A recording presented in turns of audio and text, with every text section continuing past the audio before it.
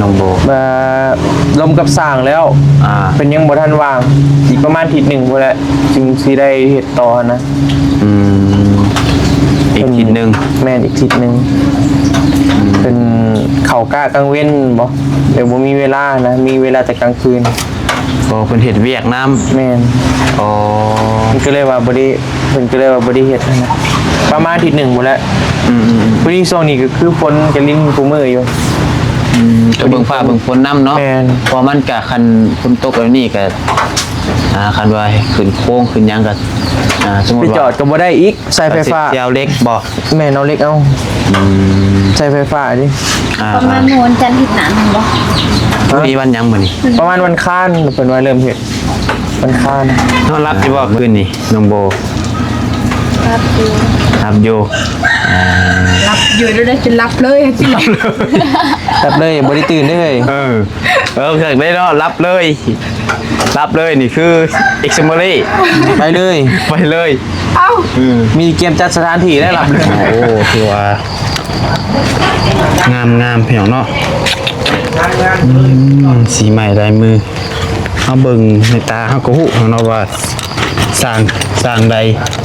เห็ดงามเห็ดดีเห็ดคักพี่น้องเนาะเบิ่งจากนี่ที่คานก็ฮู้ต้องขายเลยเอาเซิร์นไปอีกเซิร์นไปอีกของน้องแน่ตอนนี้รู้สึกว่านะเนาะซื้ออะไรเป็นว่าเว้ยซองอาใจเป็นพิเศษบ่อาใจเป็นพิเศษใจเลยเนาะคงกัน30-40 ล้านนี่น้ำเจ้าเนาะเยอะ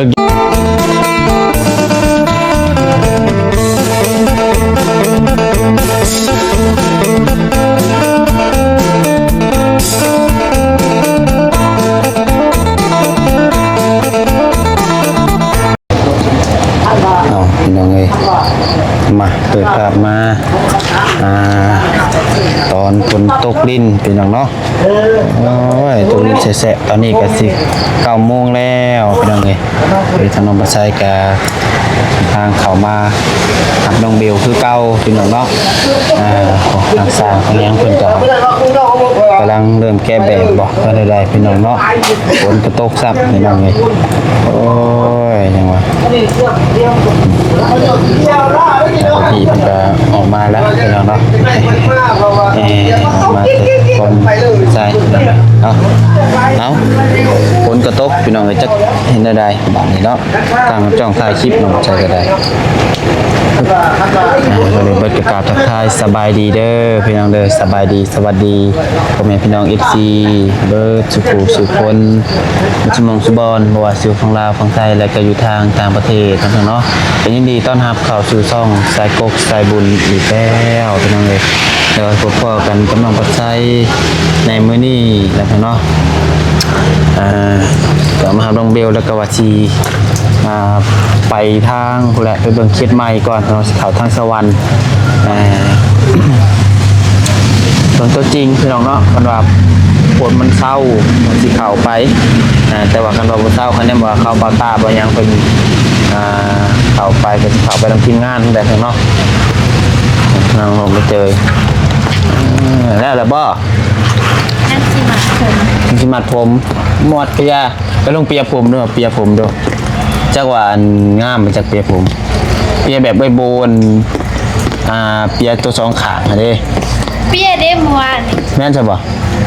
ลืมสังเกตเอาเปียแล้วเป็นเอฟซีเป็นคอมเมนต์ว่า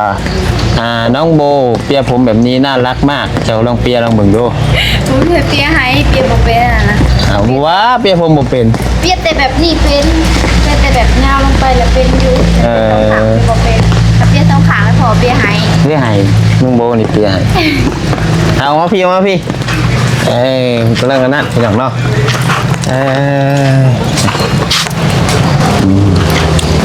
โอ้ยมันตกแต่มันตกแล้วมันอยากตกยาวพี่น้องเนาะ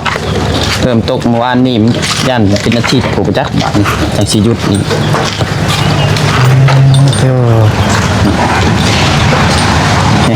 สบายดีเด้อสบายดี นั่งเลย ตก ไปทางใดมือนี่ จังหวะคือดินอยู่นี่นะมาจ่ายเงินในทางเพิ่นนี่แหละ จ่ายแล้วบ่ จ่ายแล้ว โอ้ ตกดินไปทางใดได้บ่ ไม่ได้ปินลังให้เราเลยฮะคนพอดียากแบบนี้เนาะคือว่านี่คือการตกพอดีกระเทิน นั่นน่ะไปมา ตก บ่สิเศร้าเองยังบ่เศร้าอีกคนแต่โอ้เจ้าไปทางใดเจ้า คิดไว้ว่าสิข่าวสวรรค์กันว่ามันปวนเศร้าไปข่าวไปเบิ่งเคสใหม่นี่แหละน้ำที่ว่าคิดนอกยังกูจะเข้าไปนะ น้องออนน้องซอน ออนซ่อนบ่ ออนซอน เบิ่งในคลิปก็ออนซ่อนอยู่เนาะสมซื่ออยู่มันใจตนอยู่คือนังเลย สุดแล้ว เป็นได้ไหนเพิ่นเพื่อนซานเพิ่นอยู่ในป่าเลยบ่ แม่นอยู่ในกลางป่าเลยลำบากที่สุดที่เห็นเลยก็โอ้ยลำบากกินถ้าคอยอยู่ไปหน้าบ่ฮอดชั่วโมงหนึงยังทรมานบ่ได้แล้วเราอยู่กับมันที่ทำ ยุงนี่ร้ายบ่ว่าเอาบ่ บ้านยุงมีหอนงูงูเห็นตลอดก็จะมันไต่ขึ้นไปนอนในเตียงมันอยู่ในกลางป่าเด้มีอยู่แล้วเป็นมีงูมียุงอยู่แล้วไปอยู่บ้านเพื่อนบ้านงูเนาะ ไปอยู่บ้านงูถามว่าแท้ บ้านงูบ้านยุงเอามันอยู่ในกลางป่าดีเลย เราไอ้ว่าสีขาวไปพุ่นแหละมื้อนี้เดียวพังเบิ่งก่อนเบิ่งตัวจริงพี่น้องเนาะแต่คิดไว้ก็ว่าจะเข้าไปอยู่พี่น้องว่าสิเข้าไปว่านี่กดค่าขึ้นไปหาน้องสายฟ้าพี่น้องเนาะ โน่น เห็นนั่นพอสายฟ้าถามหาเจ้าอยู่ได้วันไอ้บี้เด้เป็นว่าผมมีคนยันรถไปแปลงให้อยู่นะ เท้าเจ้าเงินไถ่วะทำก็เดี๋ยวทำหาเจ้าเงินไถ่มีคนพาไปแปลงรถ แมนขอยเอาเงินให้แหละแต่ว่าขอยยันบ่เป็นก็มียามว่านี่คนตกแล้วก็นั่นขี่กำลังเบลในยันล่มบวกยันบ่เป็นเนี่ย โดน อันยันผู้เดียวก็ยังคือเช่นแล้วมือนะรถเพ่บ่ รถเจ้าซื้อให้แล้ว เพ่ สเตอร์เบิร์ดว่าจัดบุญทวีขี่จนโซขาดคอยบอกคนแรกว่าคอยเอาเงินในเพิ่นไปแปลงทั้งรถถีบทั้งรถจักรโซขาดเบิร์ด รถถีบกับเพ่ รถถีบกับเพ่มุนรถจักรกับเพ่เห็นเมื่อวานนี่จุเพิ่นกำลังย่างขึ้นเมื่อมาแต่เฮือนพอสภาพไปดินน้ำพอเลยย่างขึ้นเมื่อเฮือนผ่าน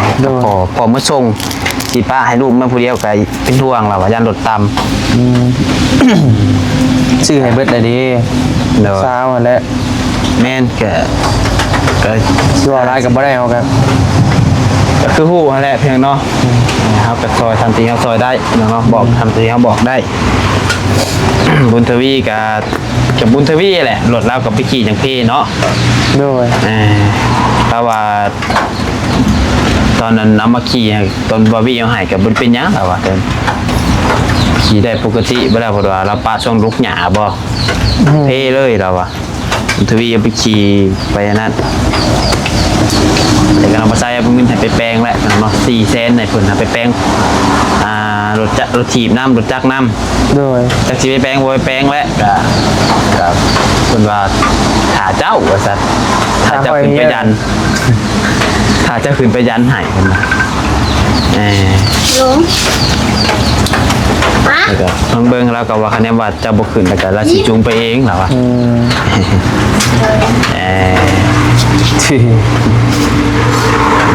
คือขึ้นไปอยู่มีพอดีเพิ่นมีแม่ใจดีซื้อข้าวไปให้เพิ่นอยู่ พอดีแล้วจะเข้ากับเบิดเลยเด้ฮะ เบิดเลยบ่ เข้ากับ1เดือนประมาณ 2-3 เทื่อนี่แหละเขากินนะ เบิ่งนี่แหละตอนแรกว่าสิขึ้นมื้อนี้แหละมาจ่ายเงินแล้วก็สิขึ้นจะเบิ่งฟ้าเบิ่งคนเป็นแนวใด โดยเอาพี่น้องกันเนาะเป็นอะไรสาเรื่องหานแหล่งอย่างซีเห็นอะไรต่อ น้องโบ มาลมกับสร้างแล้ว เป็นยังบ่ทันวางอีกประมาณอาทิตย์หนึ่งพอแล้วจึงสิได้เฮ็ดต่อนะ อีกทีหนึ่ง แม่นอีกอาทิตย์หนึ่งเป็นเขากล้ากลางเว้นบ่เดี๋ยวบ่มีเวลานะมีเวลาแต่กลางคืน โอ้เป็นเห็ดเวียกน้ แม่น ำอ๋อ มันก็เลยว่าบ่ได้เพิ่นก็เลยว่าบ่ได้เฮ็ดนะประมาณอาทิตย์หนึ่งหมดแล้วพอดีช่วงนี้ก็คือฝนก็ลิ้นกูมืออยู่ ก็เบิ่งฟ้าเบิ่งฝนน้ำเนาะ แม่น พอมันกะคันฝนตกแล้วนี่ก็คันว่าขึ้นโค้งขึ้นหยังก็สมมุ ไป ติว่า จอดก็บ่ได้อีกใส่ไฟฟ้า เจียวเล็กบ่ แม่นเอาเล็กเอาใส่ไฟฟ้าดิ ประมาณโมนจันทร์ถึงหนาหนึ่งบ่ มีวันหยังมื้อนี้ ประมาณวันค้านเพิ่นว่าเริ่มเฮ็ดวันค้าน มื้อนี้วันพุธ อีกอาทิตย์หนึง เพราะว่าสร้างผู้หนึ่งมาเห็นตรงงานสุดแล้วเขากล้าเลย แม่น ผู้ใดผู้อันรถสีแดงนี่บ่ ปอดอีกผู้หนึ่งได้มาบ่เราบ่ได้มา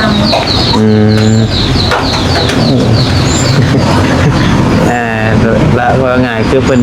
เฮ็ดเวียกอยู่โรงงานน้ำแน่ แม่ แล้วก็อยากเฮ็ดเวียกตัวนี้น้ำแน่ ดู เอ่อ ก็พอดีแล้วมันมีดินมีหยังก็พอดีเอาดินมาคมไปถาปรับพื้นบำยังไว้ แล้วก็มีแต่สั่งดินสั่งหยังมาไว้เนาะ ดู คนเข้าสิมีคนจกอยู่บ่อะไรฝ คน ตก ดินแบบนี้เนาะจังหวะ ต้องถามน้องเบิ่ง ทำ อันว่ามันบ่มีเลยก็เห็นเพิ่นนั่นโตตะกี้ เฮ็ดเฮือนนั่นแม่จร ดู เอาดินทรายแล้วว่าถม บอกทุกช่วงหนึงได้ถมกับบ่ได้ต่ำๆ ทรายเปื้อนครับอ่ะ แม่นทราย ท เปื้ รา อย น เปื้อนหรือทรายคลอง ทรายเปื้อนรถตะกี้มันกระถึกแน่ตะกี้กะ ดู แต่วาง2 ปีขึ้นหลังช่วงน้องแดงแหละเนาะโอ้บดปากลายแต่ว่าคันทรายถมก็สิคักอีกพี่น้องแต่ว่ามันสิเปลืองงบทรายกะแต่ว่าคือหาน้องโบนี่กะมันก็เพิ่นว่า2รถนึงแล้วพี่น้องเนาะ แม่เลยมันหอมๆเหมือนดิ2 รถจะ2 รถก็ได้แล้ว เลยมันก็สิบ่ได้ใส่ลายปานใด ดู 2รถก็สมมุติว่าดินแดงก็เท่าใดรถจะ3-4แสนบ่ประมาณนั้น ประมาณนั้นแหละ400,000 อย่างเก่ง4แสนคือว่าสุดๆดี4แสนหายามพ้นนี่ยันเด็กแพงอยู่คะแนนว่าฝนจกอะ ยกอย่างเนาะ แม่นมีแต่ว่าขนาดกับถามเบิ้งเนาะ ดู โอเคสร้างคนบ่ว่างสิ แม่นอีกประมาณอาทิตย์หนึ่งประมาณอาทิตย์หนึ่ง โอเคประมาณอาทิตย์หนึ่งเพิ่นว่าเพิ่นจะว่าง3 คนเพราะว่าเพิ่นเฮ็ดนำกัน3 คนได้ถ่ายคนหนึ่งเพิ่นเฮ็ดเวียกได้7 โมงฮอด5 โมงแรงบ่มันก็บ่มีเวลาเด้ เช็ด เจอมา ขึ้น แต่ บ่ เวียก ได้อีกเนาะ แม่นกลางคืนเพิ่นบ่ได้อีกต้องขากันเพิ่นว่า เรื่องราคาได้จะถามเพิ่นแล้วบ่ ถามแล้ว เพิ่นว่าแนวใด เพิ่นเอานำ8 ล้านหา 8 ล้าน เบ็ดเซ็ตแม่น ทั้งขึ้นโค้ง ขึ้น ทั้ง โค้งขึ้น มุ โค้ ง งแล้วก็แอมบันลมมียังให้เลย ใส่เป็นร่มน้ำ แม่น เพราะงั้นครบสุดเบ็ดเซ็ต ตัวมุงเนาะตัวหลังคา แม่น 8 ล้านหามันตกเท่าไหร่บัด ประมาณ 12,000 นี่บ่13,000ประมาณ10,000 กว่าบาท ก็โอเคอยู่ได้เนาะ โอเคเลย ก็บ่แพงพี่น้องเนาะคือเพื่อนน้องน้อยครับ15,000ได้ทั้งขึ้นโค้งทั้ง ไอ้นี่มันน้อยกว่าดิมันน้อยกว่า ก็พอพังอยู่12 13ลื่นกัน บ่ กับ ถือ ตัว บ่ นี้ แพง โดยลื่นกัน พอดีจ้ะ 1,000 1,200เนาะ แม่นน้องน้อยมันก็ใหญ่ก่อนนี้ อันนี้มันน้อยๆดิ น้องน้อยเท่าไหร่วะ6 คูณ 7 6 คูณ 7 อันนี้5 คูณ 7ลื่นกันนึง ลื่นกันเม็ดหนึ่ง ลื่นกันเม็ดนึงแต่ซ้ำๆกันนั่นแหละคะแนนว่าตีใส่9 ซาวคือกันเด้ โดย ก็จะซ้ำๆกัน เป็นจังฮู้จักหักแพงกันแหน่ดิ โดย ก็เลยว่าถือแต่เราเฮ็ดเวียกก็โอเคเด้ ใส่เด็กเนาะ โอเคเลยแหละเฮ็ดเวียกเว้ากันง่ายก็โอเค โดยน้องโบกะมักเล็กอยู่แล้วบ่บ่มักไอ้บี้บ่ ม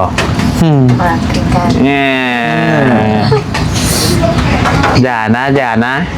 จะออกตัวแรงนะ เราเป็นผู้หญิงนะลูก ได้ได้ แต่MCให้อีกไงเป็นเนาะจะออกตัวแรงนะน้องโบเราเป็นผู้หญิงอีกแล้วเป็นเนาะ บ่ได้อีกเนาะ คิดเอก ทำประมาณนั้นแหละ เดี๋ยวพากินข้าวกินน้ำแล้วยังไม่ได้กินซ้ อันไหนดูมาทำนี่มาทำกินบะขบเบียร์คนละกินทำไม ำ รู้สึกมา เดี๋ยวคนเศร้ากับซิเมื่อแล้วคนจะ เจ้าฮะพี่น้อง เพ เนาะ ราะว่าแล้วนะนั่งรถเลยแต่ฝนตกฝนก็หลากก็เลยเนาะคือว่าแล้ววันใจ เพื่อนคือเขา บ้านนี้คือว่าไฟล่างให้ก็ นี่วันใจพลังพี่ได้ โอ้ล่างให้ง่ายแล้วนี่ก็ซะเนาะ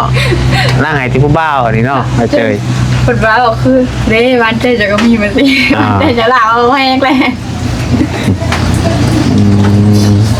สี่ขี้ต้มกับบะหลอนโอ้ยดีสี่ขี้ต้มกับบะหลอนนั่งกันหลุมกระถาง วันนี้ได้สิล่างว่าวันนี้ ผู้หญิงสักคนก็ไม่รัก นอนรับอยู่บ่คืนนี้น้องโบ รับอยู่ รับอยู่ รับอยู่ด้วยนะจะรับเลยจริง ตัดเลยบ่ได้ตื่นเลย เกิดได้เนาะรับเลยนี่คือเอ็กซ์เมอรี่ ไปเลย ไปเลย เอ้า มีเกมจัดสถานที่ได้รับเลย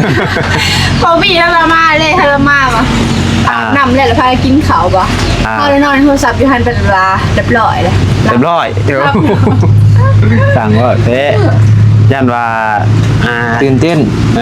ตื่นเต้นนะครับโชคใหญ่พี่น้องเนาะ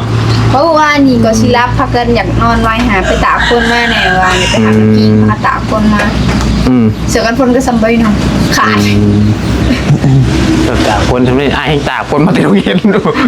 ไอ้ชิวอะไรบ่สะเนาะเดี๋ยวเอื่อยเบล บ่บางว่าจะใส่เสื้อกันพนกับดีกระเทินจอยตกจังหน่อยยุดจอยตกจังหน่อยยุดบานี้มึงจอดแน่ท่องเที่ยวจะจอดแต่แหวนนั่นแหวนนี่ถ้าดอกบ่ใส่มาฮอดพอดีเปียกไปไปเตยพาไปเตยไปแบบนั้นจังมือหนึ่งนี่ใส่ชะโลมชิบทุงบุบจ้ะ นอนห้องหมอเลย แพงกันดิ นี่นะแม่เนี่ยได้ข้อมูลซึกสิได้รังค่าแล้วบัดนี้ ใจลายเลย ใจลาย ร้านสันได ซื้อ ชุดนี่มันที่ยังไง มันที่19อีก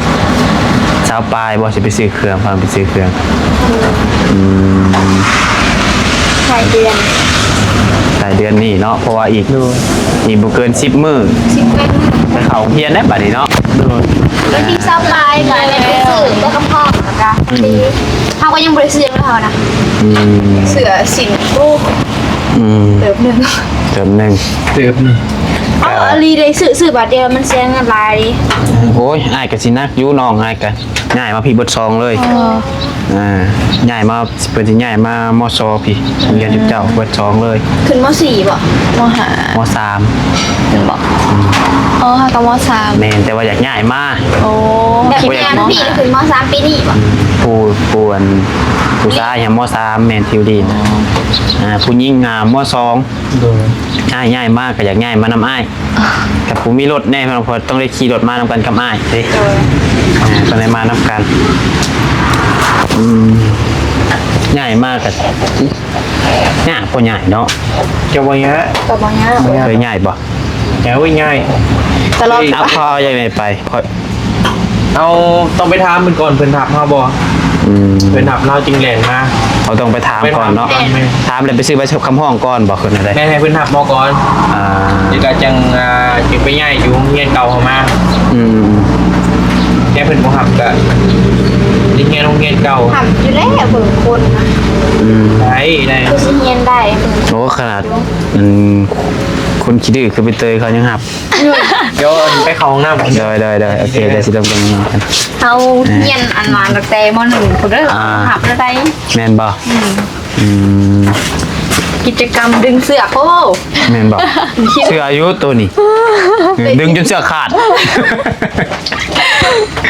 ดึงตอนม.2 ม.1ค่ะบ่ได้ยังน้ำเขา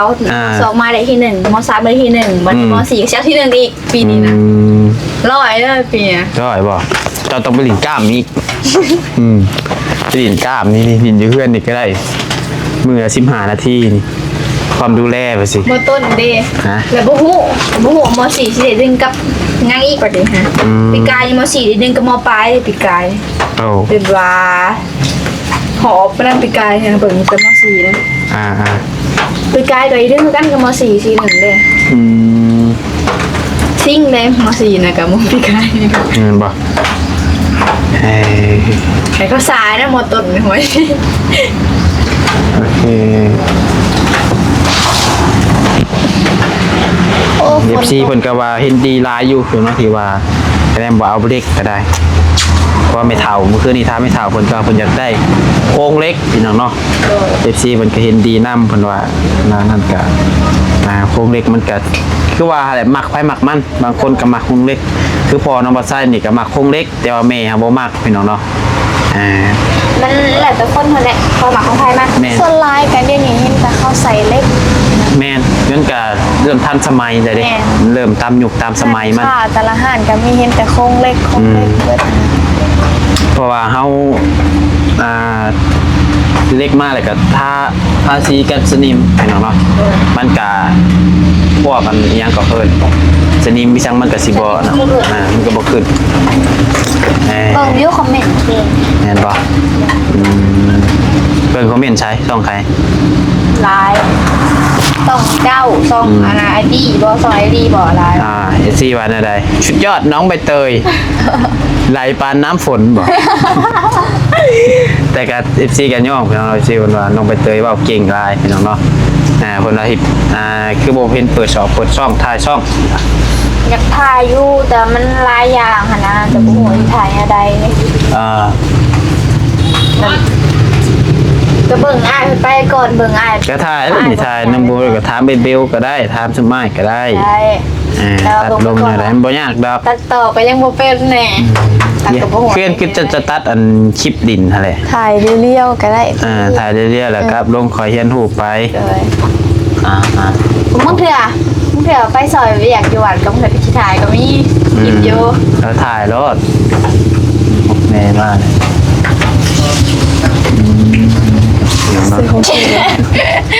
เป็นไปใช้เกาะคนนะมาจะใช้ไหมอ๋อซื้อน้ำปลาซื้อเปียกมาซื้อกินโอ้ท้องอันวิวเลยอันนี้แต่ผักบงเลยเด้อแต่ไปกินผักถั่วงอกเอาถั่วอะไรไปมันปรุงที่ถั่วเองนะบ่อนแกงเด้อแม่เอิญเอบี้กินรสให้ผู้ดีเอบี้ไหมกินโอ้ยนี่ครับเนาะพี่น้องเนาะเดี๋ยวน้องปัจจัยยางไปเบิ่งห่านก่อนทำไมกันได้กินรอดพานกินรอดนี่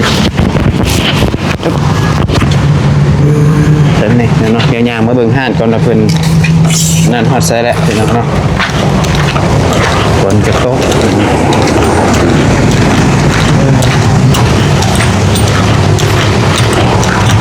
เป็นแกะแบกแกะยังเนี่ยโอ้พี่น้องนั่นแหละ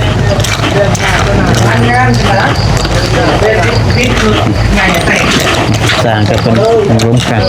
นี่พี่น้องโอ้ถือว่า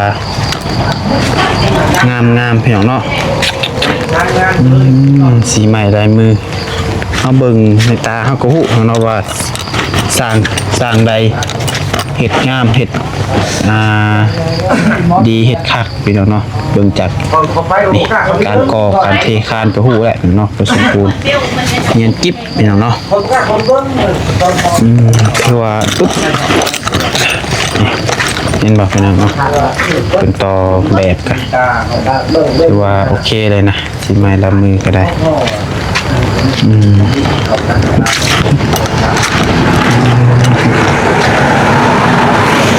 เนียนจิ๊บเนาะ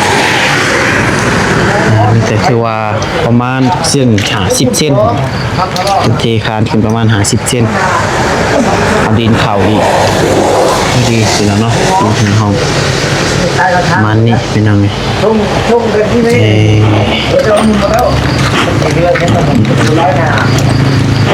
และเดี๋ยวถ่าเบิ่งบัตรเพิ่นคุ้มโค้งบัตรสีมือเพิ่นเป็นเนาะ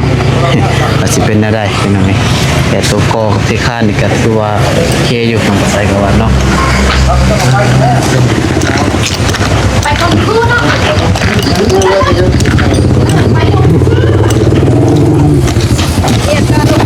โดยใส่เบียกต่อ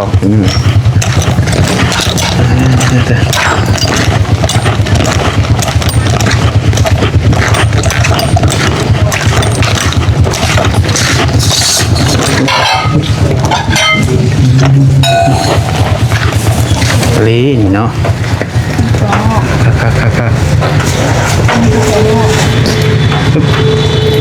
เท้าซื้อกระเปียกไม่กินนี่ แล้วคนเห็นแล้วเนาะ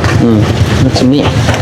เป็นถามน้องปัสไซอยู่แต่น้องปัสไซบ่กินเนาะ กินเลยดิ บ่เอาหายบี้นะรถ ดีนะล่ะ หายไอ้ชิมกินอยู่ก็ได้กินนั่นแหละเคยกินแล้วครับเปียกนี่เจ้ากินรถจะกินไปเห็นยังน่าไปเตย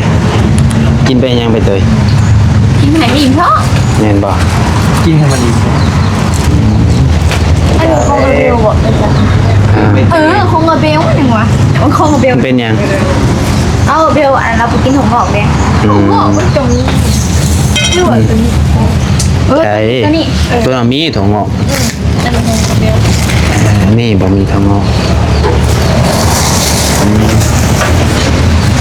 รู้สึกอยู่ไสบ้าน ซื้ออยู่5 วัดก็หนาวัดนอกไฟเลยเอาเซิร์นไทยเองเซิร์นไทยเองไทยเองข้างนอก แน่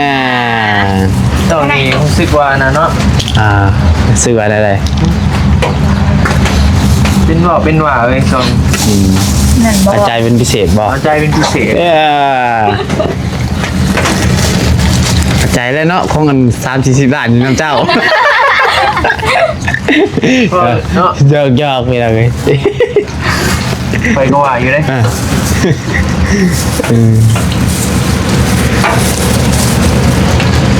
คนพิเศษกระใจเป็นพิเศษแล้วนะโบเนี่ย บอก เจ้าหำเมาะกินรอดจ้ะ เป็นกล้วยบอก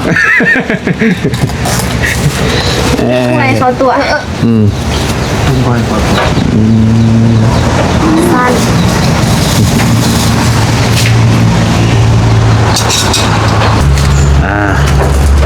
บัตตะ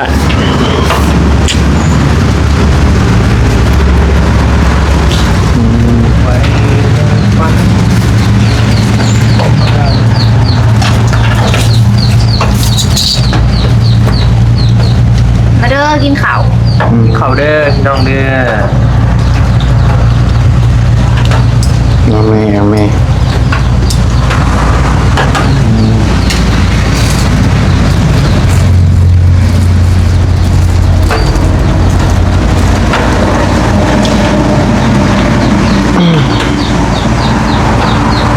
หยุด3-4 มื้อนี่ก็ตกเก้าเนาะนี่แหละ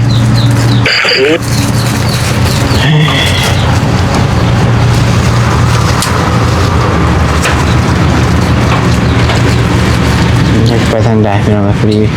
ทางบ้านน้องน้อยก็ว่าจะไปหาเค็ดอะไรอยู่ เก็บได้นะ เค็ดน้องอย่างน้องซ่าน้องหยังอะนะว่าจะเข้าไปเบิ่งอยู่พี่น้องพอดีว่ามีผู้ใหญ่เพิ่นให้เข้าไปเบิ่งน้องเพิ่นว่าเป็นจังได อยู่คนเดียว อยู่คนเดียวบ่อยู่คนเดียวอีหลีนี่พ่อแม่ได้จ้ะ ทำไมอยู่นะ โอ้พ่อแม่ยังมีครบบ่ น่าจะเลยน่าจะครบดีกว่าพอมือนะว่าพ่อแม่อยู่หน้าว่ะสิ เพราะว่าเห็นนั่นเพื่อนเพิ่นหายังบ่แล้วบ่ แม่นเรามีโค้งมีหลังคายังไหนแล้วแต่ว่ามีคนแล้ว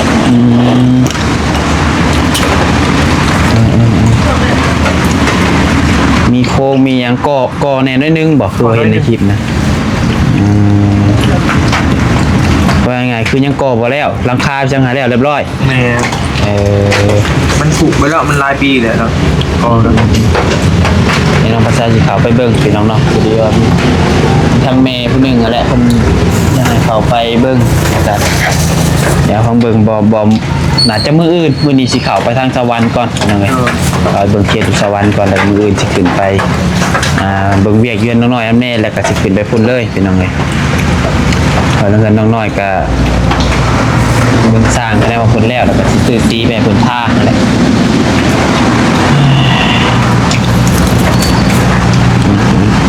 แช่บอไปเตยมีปากเนาะ ตัวนี่วะ ปากยัง บ่มี